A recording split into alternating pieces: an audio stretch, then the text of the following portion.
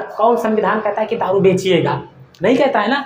तो अनुच्छेद 47 क्या कहता है कि इस नशीले पदार्थों पर रोक लगाया जाए। पेड़ की कटाई, पेड़ काटे जा रहे हैं, पुलिस वाले पैसा ले रहे हैं और पैसा लेने के बाद में कटाई बराबर चालू है। तो ये किसका अनुच्छेद का हनन हो रहा है? अनुच्छेद 41 तक बता दिए थे, उसके बाद में हम ध्यान देते हैं अब अनुच्छेद 42। अनुच्छेद 42 क्या कहता है? अनुच्छेद 42 जो है कार्य की उचित दशाएं बनाएगा। ये राज्य को अधिकार देता है। किसको अधिकार देता है? राज्य को अधिकार देता है। क्या अधिकार देता है? कि कार्य की उचित दशाएं बनाएगा और महिलाओं को निःशुल्क प्रसूति सहायता देगा। प्रसूति का मतलब होता है प्रसव। प्रसव के समय महिलाएं काम करने योग्य नहीं होती हैं, तो उनको राज्य जो है सहायता देगा, सहायता प्रदान करेगा। ये कौन कहता है? अनुच्छेद 42 कहता है राज्य से।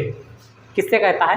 राज्य से कहता है कि जो महिलाएं हैं, काम करने योग्य नहीं हैं, प्रसव के समय उनको कौन सहायता दे, तो राज्य व्यवस्था करेगा। अनुच्छेद 42 इसको आदेश दे रहा है कि 42 क्या कहता है?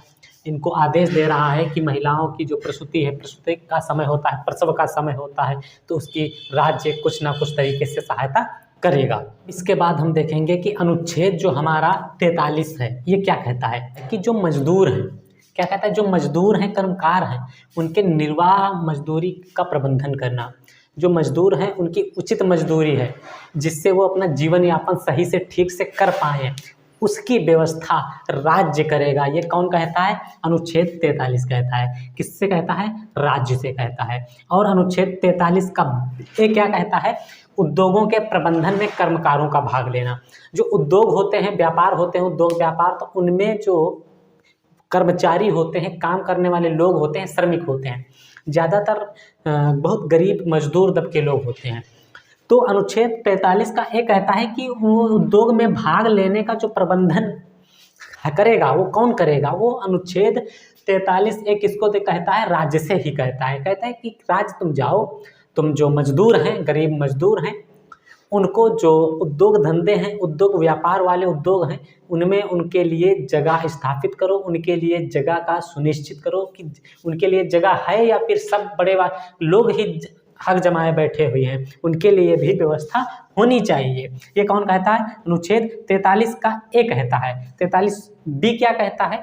देखिए, सहकारी समितियों के स्वैच्छिक गठन, कामकाज, लोकतांत्रिक नियंत्रण और पेशेवर प्रबंधन को बढ़ावा देना। सहकारी समितियों के स्वैच्छिक गठन, कैसा? स्वैच्छिक गठन और कामकाज को लोकतांत्रिक नियंत्रण बढ़ावा देना। हालांकि आप लोगों को ये वाले समझ में आ गए होंगे, और इसमें यदि आप लोग चाहते हैं तो सहकारी समितियों के ऊपर हम वीडियो बना देंगे। इसको समझने के लिए आप लोग हमारी अगली वीडियो को देख सकते हैं। अब हम इसके बाद ध्यान देंगे अनुच्छेद 44 को। 44 जो है नागरिकों के लिए एक समान सिविल संहिता की व्यवस्था करता है, सुरक्षा प्रदान करता है। अनुच्छेद 44 क्या कहता है? अब इसको समझिएगा बड़े ध्यान से। यह राज्य से कहता है कि जो व्यक्ति, जो लोग एक साथ रह रहे हैं, उनकी सुरक्षा का ठेका कौन लेगा? उनकी सुरक्षा का ठेका राज्य लेगा। कौन लेगा? राज्य लेगा। ये जितने भी हैं, ये सब राज्य कार्य करेगा। तो नागरिकों के लिए एक समान सिविल संहिता। संहिता क्या होती है? संहिता का मतलब होता है एक साथ रहना। संघ, संहिता का मतलब होता क्या है? संघ। संहिता, नागरिक संहिता कहते हैं ना, नागरिक संहिता। एक साथ लोगों का जो सुरक्षा प्रदान की जाएगी, कौन प्रदान करेगा? राज्य प्रदान करेगा। अनुच्छेद 44 यही कहता है। अब हम ध्यान देंगे अनुच्छेद 45 क्या कहता है। जो बालक होंगे, छोटे बच्चे होंगे, उनके जीवन के लिए निःशुल्क और अनिवार्य शिक्षा जरूरी है। ठीक है, निःशुल्क। जैसे 6 से 14 वर्ष के सभी बच्चों को अनिवार्य शिक्षा चाहिए, तो कौन व्यवस्था करता है? अनुच्छेद 45 करता है। अब अनुच्छेद 46 क्या कहता है?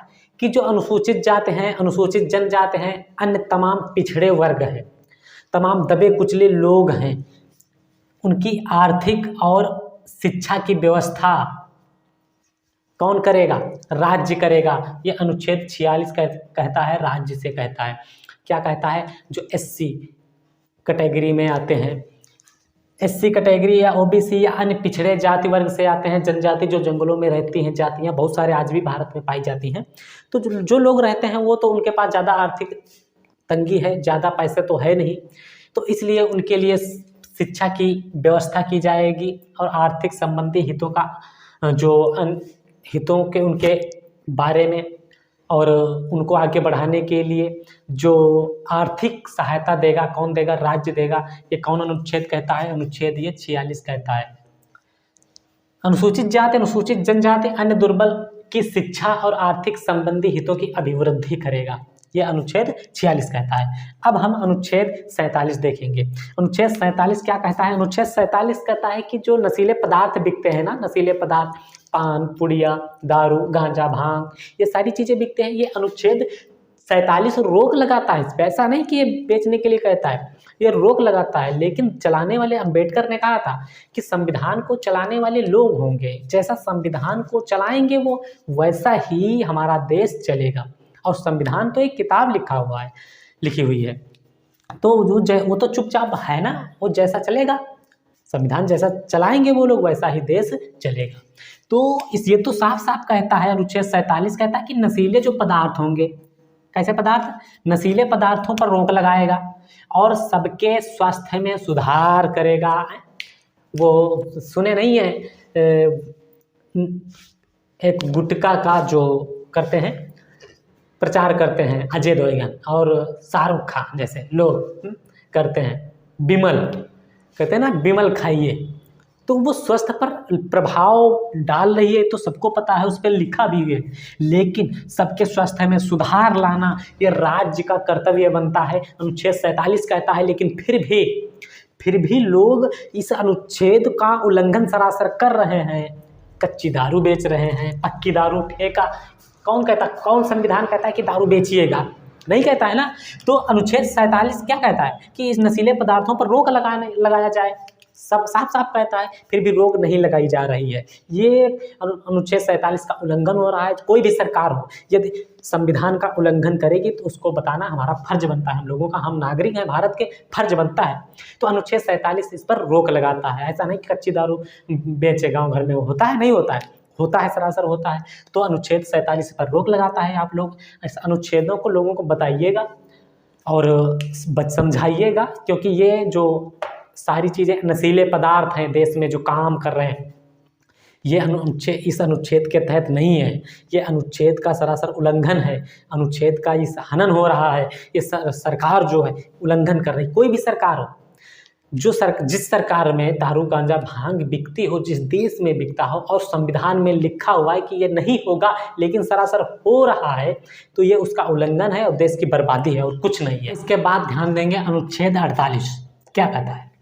कृषि और पशुपालन का संगठन। किसका? कृषि और पशुपालन का संगठन, सुरक्षा, कृषि की सुरक्षा करेगा। अनुच्छेद 48 कहता है कि कृषि की सुरक्षा करना और पशुपालन का संगठन करना राज्य का परम कर्तव्य होगा। और ये कहता है कि जो दुधारू पशु हैं, जैसे गाय, भैंस, बकरी, और जो दुधारू पशु हैं उन पर कटाई, उनकी हत्या पर रोक लगाना परम कर्तव्य राज्य का होगा, ये अनुच्छेद 48 कहता है। और जो कृषि है, और क्या, पहले समझ लीजिएगा, और क्या कहता है कि जो पशु हैं उनकी नस्लों में अच्छी नस्लों को बनाना, सुधार करना नस्लों में राज्य का कर्तव्य होगा। और पशुपालन की सहायता करना राज्य का कर्तव्य होगा, अनुच्छेद 48 कहता है। और उसके बाद में 48A क्या कहता है, समझिएगा ध्यान से। 48A क्या कहता है? 48A कहता है कि जो पर्यावरण की कटाई हो रही है, पर्यावरण की कटाई, तो उस कटाई की रक्षा करना, लेकिन हो उल्टा रहा है। पर्यावरण की कटाई, पेड़ काटे जा रहे हैं, पुलिस वाले पैसा ले रहे हैं और पैसा लेने के बाद में कटाई बराबर चालू है। तो ये किसका अनुच्छेद का हनन हो रहा है? अनुच्छेद 48 का हनन हो रहा है। अनुच्छेद 47 का बताया हमने हनन हो रहा है, उसी प्रकार अनुच्छेद 48 का भी हनन हो रहा है। पर्यावरण बराबर पेड़ पौधे काटे जा रहे हैं, बड़े बड़े अच्छे खासे पेड़ पौधे काटे जा रहे हैं और वनों की कटाई पर रोक लगाना नामुमकिन हो गया है। ये कौन कहता है? अनुच्छेद 48 कहता है। क्या कहता है? कि पर्यावरण पर कटाई पर रोक लगाया जाए, पर पौधों को लगाया जाए।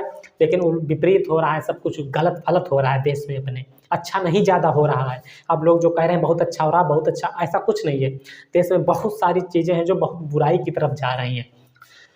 तो पर्यावरण की रक्षा नहीं हो पा रही है। अनुच्छेद, जबकि अनुच्छेद 48 कहता है कृषि और पशुपालन पर रोक लगाना, लेकिन कटाई पर रोक जब लगाई जाती है तो बहुत सारे विरोध करते हैं, जब ना भी लगाई जाए तब भी विरोध करते हैं। सारी समस्याएं हैं। अनुच्छेद 49 क्या कहता है? राष्ट्रीय महत्व के स्मारकों, स्थानों और वस्तुओं का संरक्षण करना। किसका? स्मारक, स्थान, वस्तुओं, जैसे रेल, ताजमहल, एयरपोर्ट जो बिक रहे हैं, स्मारक, ऐतिहासिक जो हमारे ऐतिहासिक स्मारक हैं, एयरपोर्ट हैं, स्थान हैं, बहुत पहले के समय से हैं, उन पर संरक्षण प्रदान करेगा राज्य। लेकिन होता क्या है? यहाँ बेच दिया जाता है। यही हो रहा है भाई। हम देखिए, हम विरोध नहीं कर रहे हैं, तुमको लग रहा है विरोध कर रहे हैं, तो हम विरोध नहीं कर रहे हैं, हम सच्चाई बता रहे हैं। अनुच्छेद 49 का सरासर राष्ट्रीय जो महत्व है, राष्ट्रीय महत्व के स्मारक हैं, स्थान हैं, वस्तुएं हैं, उनको बेची जा रही हैं, रेलें प्राइवेट की जा रही हैं। ऐसा हो रहा है। ये हमारे देश में सरासर गलत हो रहा है और अनुच्छेद 49 का हनन हो रहा है। ये अनुच्छेद कहता है भाई, अनुच्छेद कहता है कि सहायता की जाए और संरक्षण प्रदान किया जाए, लेकिन उल्टा पुल्टा हो रहा है सब देश में अपने। स्क्रीनशॉट ले लीजिएगा, हम समझा रहे हैं। अब अनुच्छेद 50 क्या कहता है? कार्यपालिका से न्यायपालिका को पृथक्करण करना, राज्य की लोक सेवाओं में कार्यपालिका और न्यायपालिका को अलग करना, ये अनुच्छेद 50 कहता है। इस पर यदि आप लोग चाहेंगे तो हम वीडियो बना देंगे, ठीक है, और कमेंट बॉक्स में लिख करके भेज दीजिएगा जो समझ ना आया हो। अनुच्छेद 51 का कहता है, समझिएगा, राष्ट्रीय शांति और सुरक्षा की अभिवृद्धि करना। राष्ट्रीय शांति, देश विदेश से, जैसे एक देश से बाहर भी सुरक्षा प्रदान करना, देश के अंदर भी सुरक्षा प्रदान करना। अंतर्राष्ट्रीय लिखा हुआ है, अंतर्राष्ट्रीय यानी विदेशों से राष्ट्र शांति और सुरक्षा अभिवृद्धि करना। शांति होनी चाहिए, सुरक्षा होनी चाहिए, उसकी अभिवृद्धि करना। शांति और सुरक्षा में शांति और सुरक्षा को बढ़ाना, कि ऐसा नहीं अशांति फैला दे, दंगे करवाएं और इधर उधर बम फुड़वाएं, जवान भी मारे जाएं, ऐसा नहीं। अंतर्राष्ट्रीय शांति और सुरक्षा की अभिवृद्धि करना। एक हुआ नहीं था, हमला हुआ था पुलवामा में, बुलेट प्रूफ नहीं गाड़ी थी, इसका कैसे पता चला भाई कि ये गाड़ी बुलेट प्रूफ नहीं है?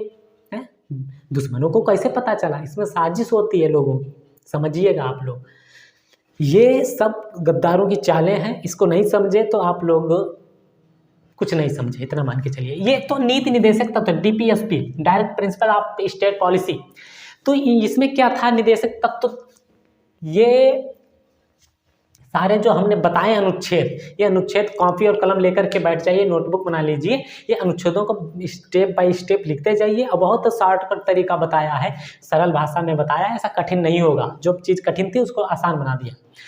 तो ये सारी चीज़ें थी, इसको स्क्रीनशॉट ले लीजिए। उसके बाद में अब हम अगले पार्ट में देखेंगे अनुच्छेद 52 से अगले पार्ट। ये कौन सा पार्ट था? ये पार्ट 4 था। कौन सा पार्ट था? भाग 4 है, संविधान का भाग 4 था। तो इसके बाद में हम अब देखेंगे। आप लोगों का बहुत बहुत धन्यवाद करते हैं। जय संविधान।